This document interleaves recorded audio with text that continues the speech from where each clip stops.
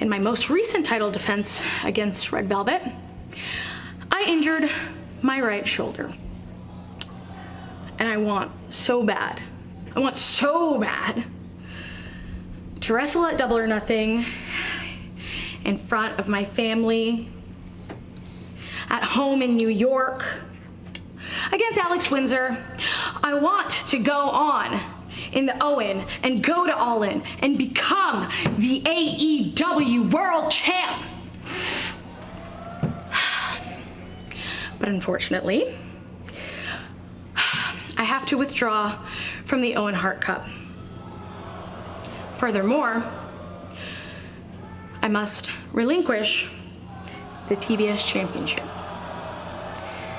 Now, it's been an honor and a privilege to hold this championship, and after 10 successful title defenses, I'm overjoyed to have been the face of TBS. But as sure as this smile remains on my face, I will be back. I don't know when, but I'll tell you this, I'm coming right back to the top. So everyone, thank you.